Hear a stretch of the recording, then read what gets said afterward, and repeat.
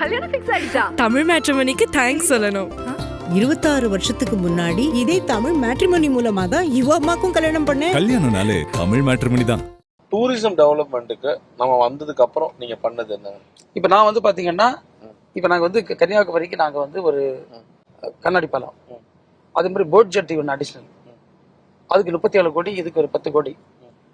ஒரு கன்னியாகுமரிக்கு ஒரு மாஸ்டர் பிளான், அந்த மாஸ்டர் பிளான் ப்ரிப்பேர் பண்ணி அதையும் நாங்கள் சப்மிட் பண்ணியிருக்கோம். அதை பேஸ் பண்ணி டூரிசம் டிபார்ட்மெண்ட் ஒரு 20 கோடி அலாட் பண்ணி, இனி நீங்கள் பார்த்தீங்கன்னா முற்றத்தில் இருந்த கடலை அழகாக்கியிருக்கோம். அதுக்கு பிறகு பார்த்தீங்கன்னா மாத்தூர் தொட்டிப்பாலத்தில் அழகான ஒரு பாலம் கட்டி அங்கே அந்த மேம்பாட்டு பணிகள் பக்குவமாக போயிட்டு இருக்கு. எக்ஸாட்டிக் பேர்ட்ஸுக்கு 3.5 கோடி ரூபாயில் ஒரு அற்புதமான கேஜ் ஆல்மோஸ்ட் வேலை முடிய ஸ்டேஜில் உதயகிரி கோட்டையில் போயிட்டு இருக்கு. இதே மாதிரி பார்த்தீங்கன்னா திருப்பரப்பு அருவிக்கு மேம்பாட்டு பணிக்காக ஒரு 3.5 கோடி பண்ணியிருக்கோம். சிட்டாரில் வந்து படகு சவாரி பண்ணியிருக்கோம். இது எல்லாம் முதல் கட்டம் எடுத்துக்கலாம். நீங்க பார்த்தீங்கன்னா கண்ணாடி பாலத்துக்கு ஒரு நாள் வந்து சுமார் 5000-6000 பேர் அடிஷனலாக வராங்க. சென்னையில் 10,000-15,000 பேர் வராங்க. அப்போ கன்னியாகுமரி பேர் உள்ள பிஸ்னஸ் நல்லா வளரும், அது அலைடு ஆக்டிவிட்டிஸ் வளரும். வளர்ந்துருக்கான்னா கண்டிப்பாக வளர்ந்துருக்கு. நான் இன்னைக்கு தான் வந்திருக்கிறேன்.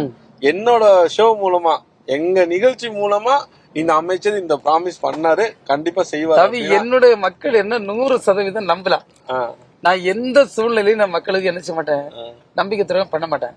என்னால முடிஞ்ச ஆப்டிமம், என்னால எவ்வளவு சக்திக்கு மிஞ்சி முடியுமோ அந்த அளவுக்கு சேவை நான் வந்து இந்த மக்களுக்கு கொடுப்பேன்.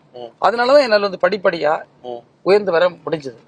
இன்றைக்கு நான் மகிழ்ச்சியோட சொல்ல, ஒரு சுமார் 20 ஆண்டுகள் நான் மட்டும் ஒரு அரசு பொறுப்பில் நான் இருந்தேன். புரிஞ்சது. அது ஒரு பெரிய ஒரு இறைவன் இருந்த கூட இந்த மக்கள் நம்பி வச்சிருந்த நம்பிக்கை அது தொடரும். நான் 100% நம்புவேன்.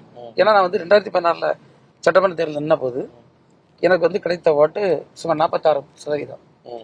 2021 நான் நிக்க சமயத்தில் இதே மாதிரி பயங்கரமான பொய் பிரச்சாரங்கள் அது இது எல்லாமே பண்ணி வேற காலி பண்ணிடுவோம்னு சொன்னாங்க.